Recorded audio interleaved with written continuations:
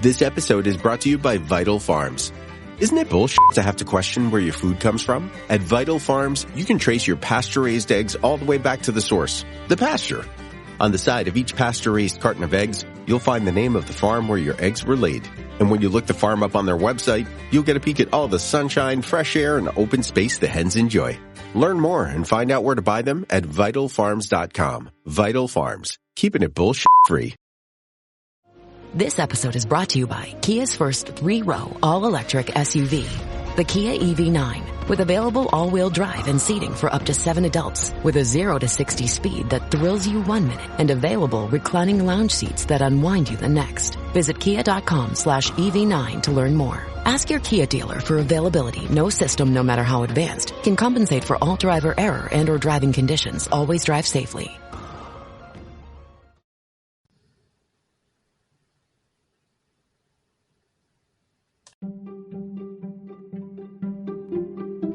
Welcome to the HCI family of podcasts. We're your source for personal, professional, and organizational growth and development.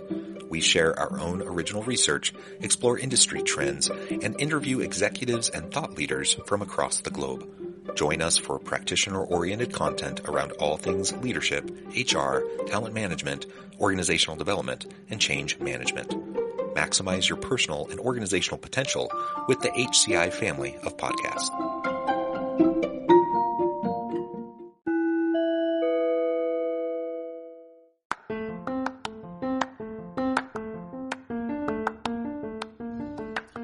Welcome to the podcast. In this podcast episode, I talk with Ed Hajim about not being a victim to your circumstances and building resilience to overcome challenges.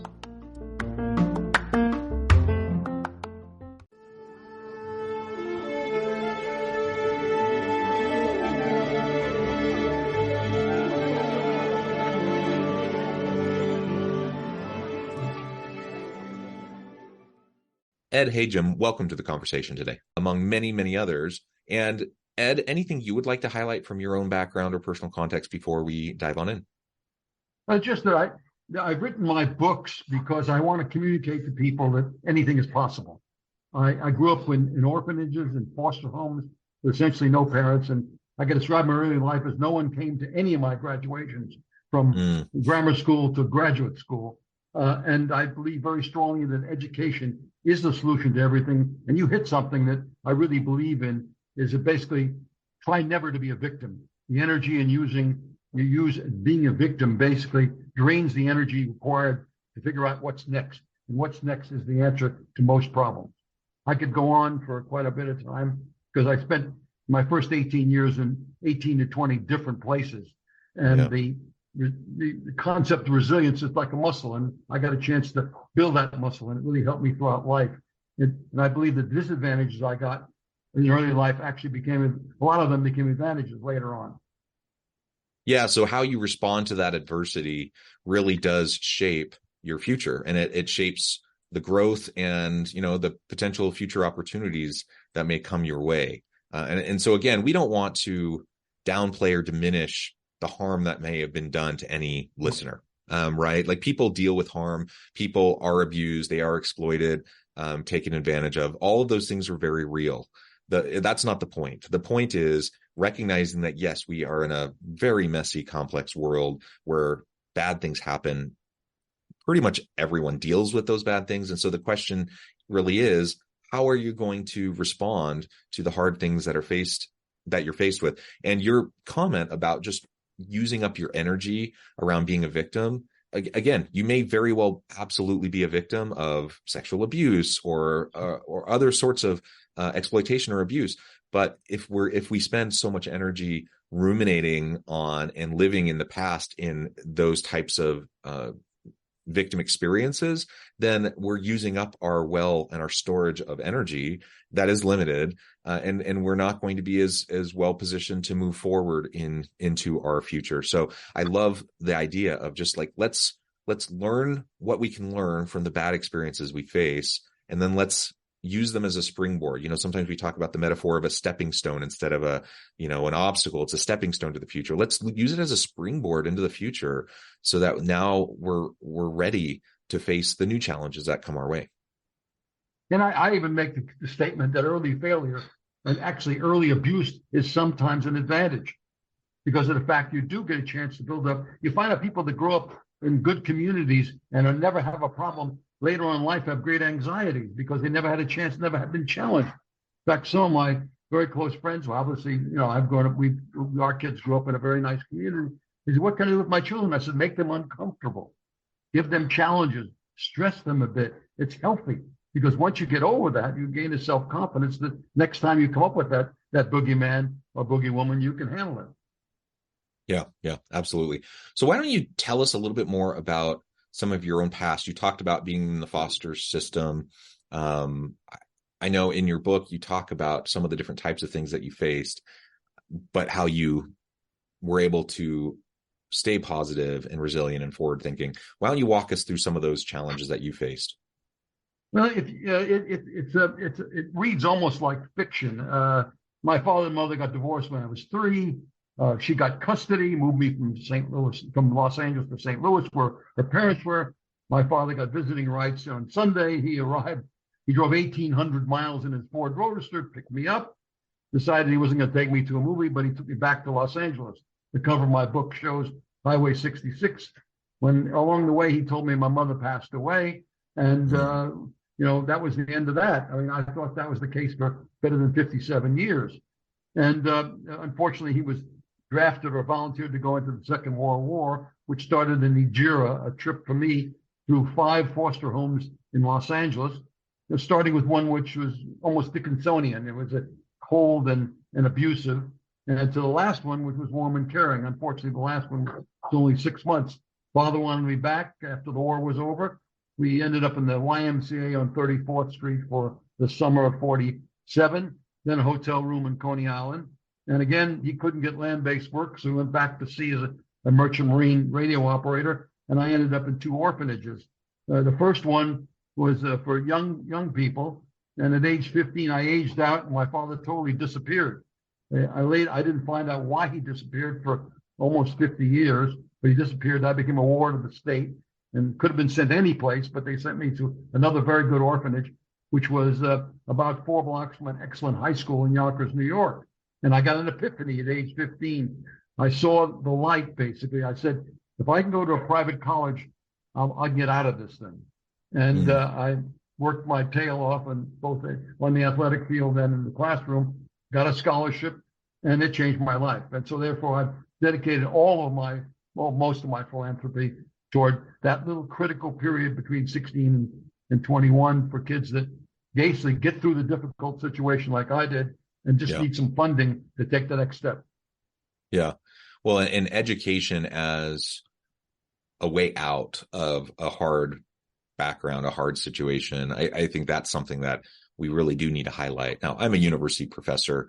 I do consulting stuff as well, but first and foremost, I'm a university professor, and I believe strongly in the power of education, the power to transform lives and to enhance someone's socioeconomic status and standard of living and all of those sorts of things.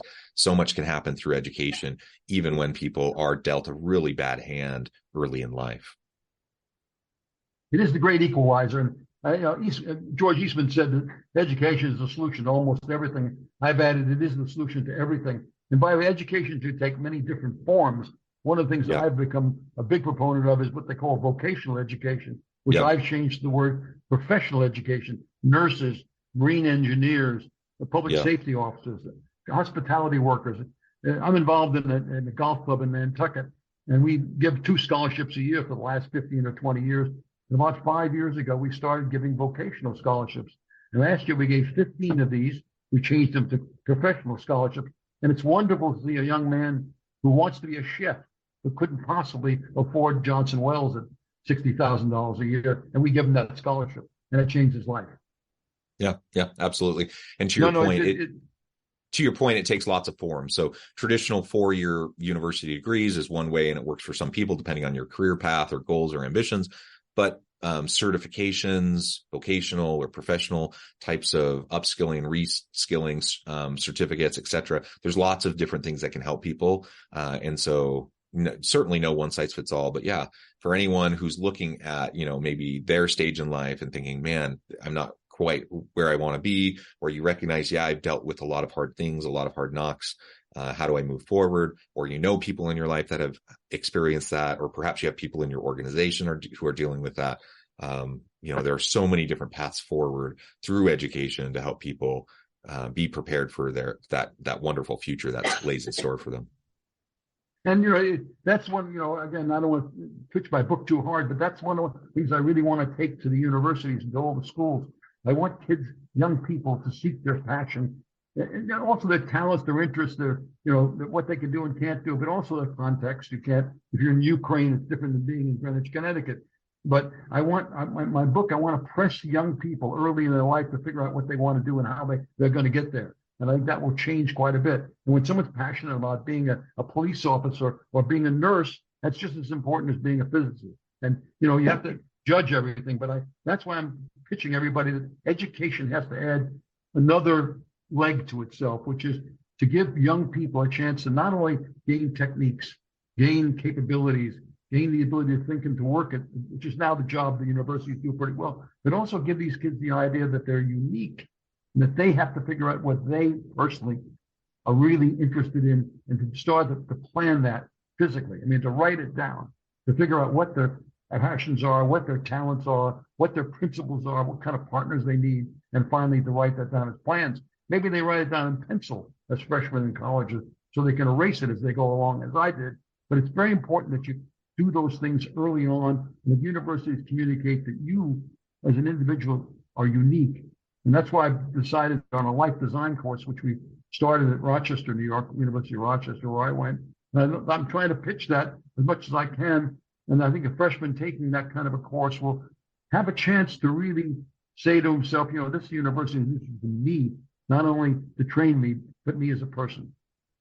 Yeah, very good. Well, and I'm curious, lots of people, again, as I've said, everyone has their stuff. Everyone has their messy background and history, right? But not everyone responds the way you did. So I'm wondering, what do you think helped you to overcome, build resilience, pull through in your challenging circumstances? And what kind of lessons are there, I think, for others who might, be feeling despair, be feeling like just overwhelmed with life?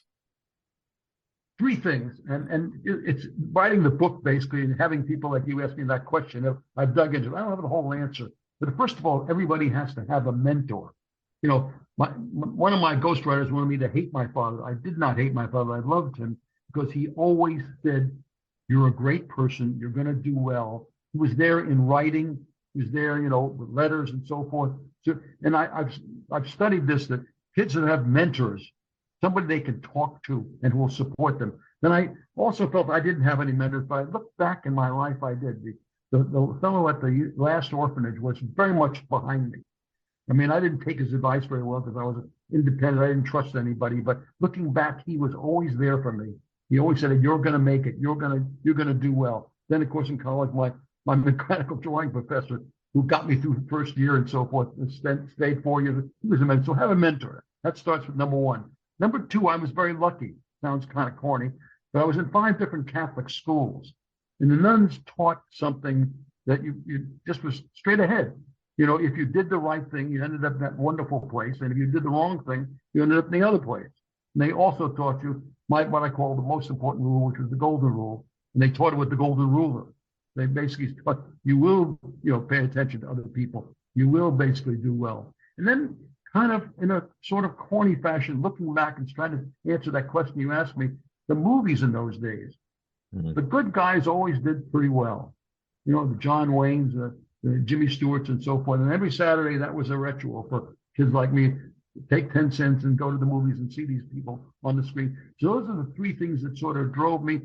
Plus, there must have been something genealogically, I suspect.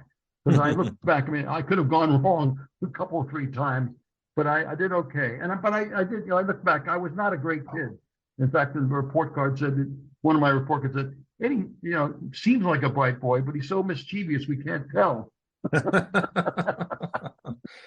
Very nice. Well, we need people who make good trouble, right? And sometimes the mischievous ones the mischievous ones are the ones that do all sorts of cool, great things. Yeah. Well, very good. So, and we've talked about the victim mentality. Now, again, not to suggest that people aren't actually victims. Bad things actually do happen. I mean, But when we fall into the trap of ruminating on our victimhood, it really can cause a lot of challenges. And so sometimes that's abuse. Sometimes that's, you didn't get the promotion that you felt like you deserved and you were overlooked for. Sometimes it's societal things. Right now in the US, there's a lot of socio-political kind of turmoil, and we're very divided, and it's hard, so maybe you're attributing it to some of those sorts of things. Maybe it was the pandemic.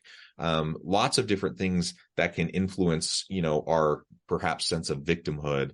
How can we retrain our brains so that we're not automatically just shifting into that victimhood, but rather we can start to move towards a resilience mindset? You hit it right on it, because it's very important. You have to train yourself.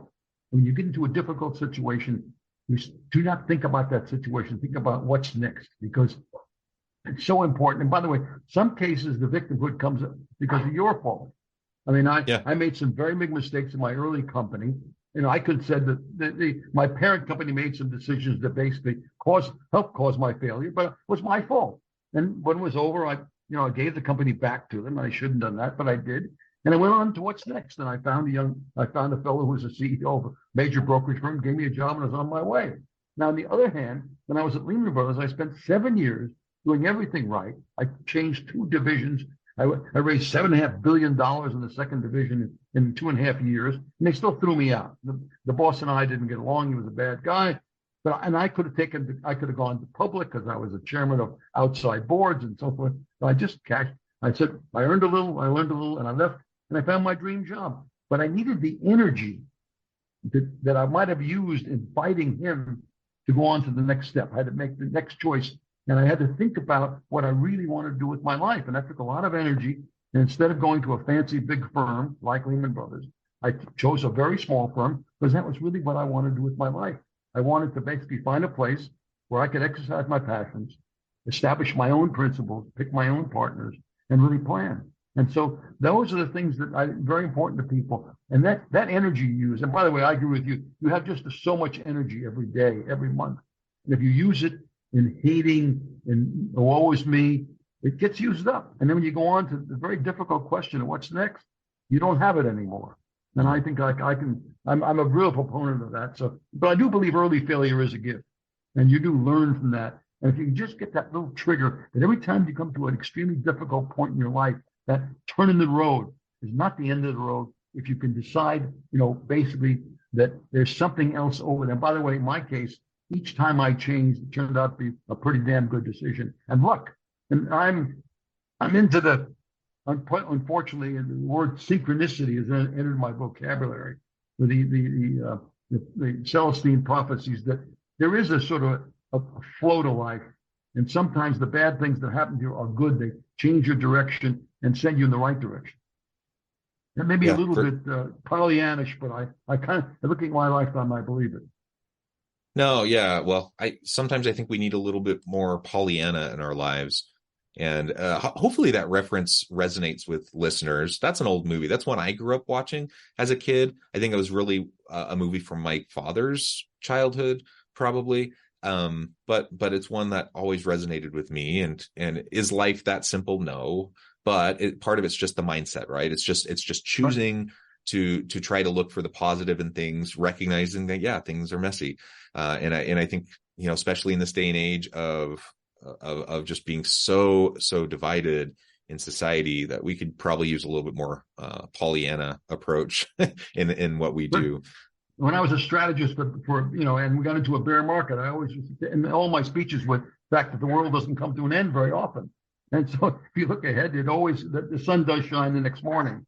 So I think that's very important. And maybe there is a signal that you're in the wrong place because something's bad happening to you. And that's why I think people should have to go back on a regular basis and dig down deep and ask questions. By the way, in their lifetime, young people's lifetime, they're going to have to pivot a number of times. And here, look what I've done. I've pivoted away from Wall Street to, where Wall Street, I had a mantra which said, live happy is live hidden. now I'm selling books or getting involved in communicating ideas. It's the opposite.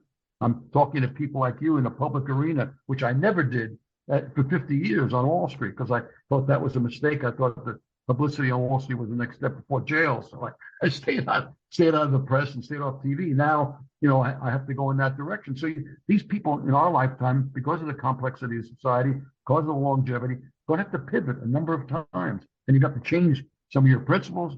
You have to recognize some other passions that you might have or that develop over a lifetime. Yeah, well said. Ed, this has just been a real pleasure. I know at the time I'm going to need to let you go here in just a few minutes, but before we wrap things up for today, I wanted to give you a chance to share with the audience how they can connect with you, find out more about your work, where they can find your book, and then give us a final word on the topic for today. That one, I have a website, and it's a very famous name because there's only one like it, Ed Hajim, www.com. And there's a website that I think you can press a button there and buy my books, or more importantly, on Amazon, just put my name in and 2 books come up. On the Road Less Travel, very different than The Road Less Travel. And then, of course, my book, The 4 Ps, The Island of the 4 Ps, which is a fable. And I've written the fable because I think fables over lifetime or history are basically a better way of communicating ideas. And going back to Aesop's fables, the Gulliver's Travels, or Don Quixote, or today's Who Might Cheese, I'm hoping this fable will allow people, well, the purpose of the book basically is to trap you into doing your own thinking. And I think it does. People have said that's what's helping them. They can relate to different parts of the book. So that's how to contact me, and I really appreciate it. I'm humbled by anybody who reads my book, because there are so many books to be read, and I'd appreciate it if you do read it, to go to Amazon and give me a rating and a review. I don't have a lot of other words except for those in my book. I believe that you should develop a conversation with your inner voice early on, and a vocabulary with that voice, so that you can go back and look at different words. And I have 8 words. The words are my 4 Ps: find your passions, your principles, your partners, and your plan. But you want to put those into 4 buckets of life: self, family, work, and community, which is my word for giving back. And basically, in each one of those realms of life, you want to pour the 4 Ps. And in different parts of your life, you will focus on different parts of those realms. First, you'll focus on self early on, then, of course, the family, and then work and community. And you'll find out one of the great mysteries of life: there's no such thing as balance. Because by definition, in order to be successful, you must focus. Once you focus on one thing, you get out of balance.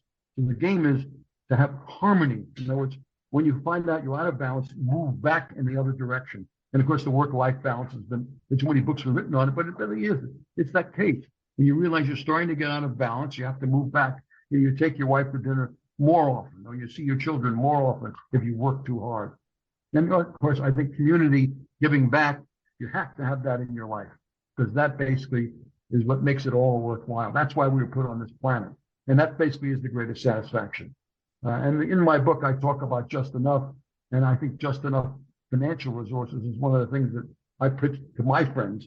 When they get just enough, then to go on and do what I call community, which is giving back. And in my life, I've been being the chairman of the board of trustees of the University of Rochester and giving scholarships to kids. I mean, when a little woman stands up and says, you're getting her PhD in optical engineering, and she's a concert pianist and a concert violinist, and she says, "If it wasn't for you, Mr. Hajim, I wouldn't be here." I mean, what else nothing makes a bigger sound than that. It makes your heart pound. So thank you, Ed. It has just been a real pleasure. I encourage the audience to reach out, to get connected, find out more about what Ed can do for you. Check out the book. And as always, I hope everyone can stay healthy and safe, that you can find meaning and purpose at work each and every day. And I hope you all have a great week.